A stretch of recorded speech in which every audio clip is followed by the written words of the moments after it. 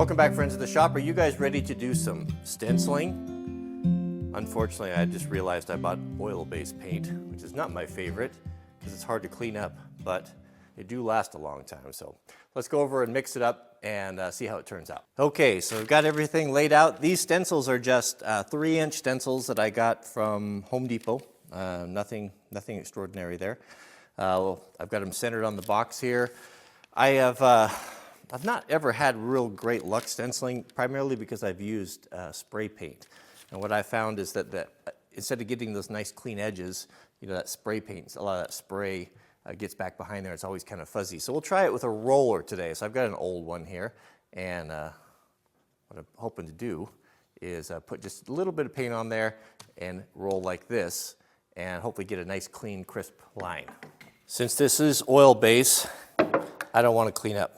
So I'm just going to pour a little bit here in a pizza box because I need very, very little. We just need to kind of get a little into the sponge on that. Ooh, that's a pretty red. It's actually a pretty nice red. They call that, what do they call that? Sunrise red. Haven't even got into it yet, and I've already got paint on me. You know how I always spill gas and oil? I get paint all over me as well.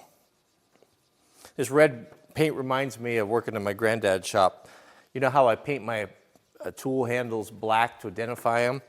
Well, he painted all his red. And when I asked him why, he said, well, it keeps my hunting buddies from packing them off. When I was young, now this was before, we used to hunt together as family. This was before you had to draw tags. So you could go wherever you wanted with whomever you wanted. So we had huge parties. We'd go a week for deer hunting and 2 weeks for elk hunting. And there was lots of guys there and lots of different tools. So Granddad would paint all of his tool handles, axes and hammers and all that stuff red so he could identify them. He rattle canned everything. So one of the things he was always really keen about was he loved slingshots when he was a boy.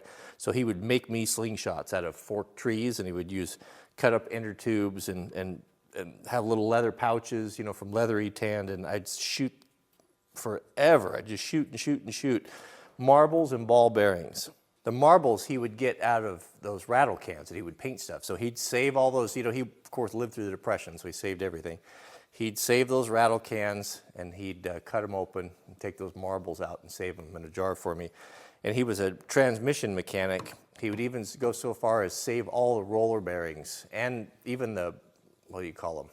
The round bearings, cylindrical shaped bearings. Forget what those things are called. He'd even save those, and that was so fun to go over there because he'd have a 1 gallon, like a Folgers coffee can, just full of marbles and ball bearings, and nothing shoots better in a slingshot than those. You know, rocks and stuff, they don't fly straight, but you could hit birds and animals with those round marbles. Now we want this to be, I think we want this to be pretty dry. I got probably more paint there than I needed. You want to get the paint soaked into that sponge so that you've got some on there, but we also don't want it dripping and, you know, running out beyond the stencils. Well, definitely going to need more paint than that.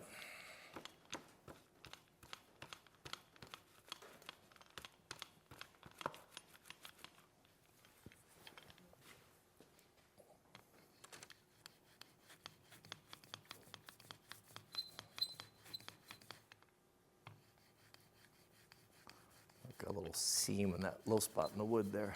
I'll come back for a second coat. We're not in any hurry here.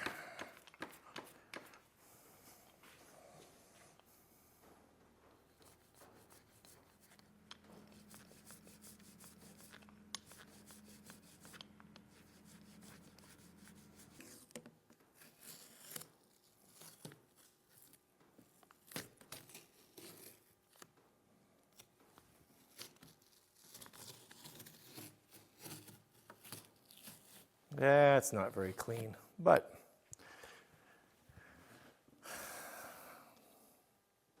it's on there.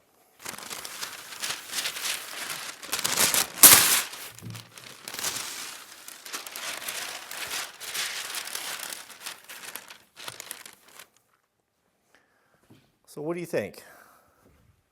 I think it looks all right. I think it looks kind of cool that we didn't paint it red. I was originally going to paint it all red and do white lettering, but I think that red kind of looks nice on that pine. I'm just lucky I didn't misspell it, being a alumni of public school and all. What do you think about doing fire on the edges, on the ends? There's not room for fire tools, but here, let me show you what I'm talking about. What if we took our stencils, we'll get rid of the tools on there, and just do fire centered inside of this right there. What do you think? I think we should do that. Let's take this off so it's not in our way, and we'll do that. See how it looks. Stencils are holding up pretty good. You typically use what looks like some sort of kind of a water-resistant paper so they don't just all go to mush when they get that wet paint on there. Still clean on the back. Yeah, I got a little bleed through right there. I probably should let that dry before we put it on, or it's just gonna make a mess. Someone in the comments said, when I made the statement, that the lithium cordless drill and the pocket jig were the two best carpentry tools in the last 20 years. Someone commented torque screws. I'd have to say a big yes on that one. I might even go so far as to say the torque screws are ahead of the pocket screw jig. I just can't decide. I'm going to let you guys decide. Put in the comments, what do you think? Should we just leave it like it is, just fire tools, one on each side as we have it? Or should we add the fire centered on the ends? Let me know in the comments what you think. Majority wins. It'll be dry by then, and we'll go ahead and stencil it on there if you think we should do that.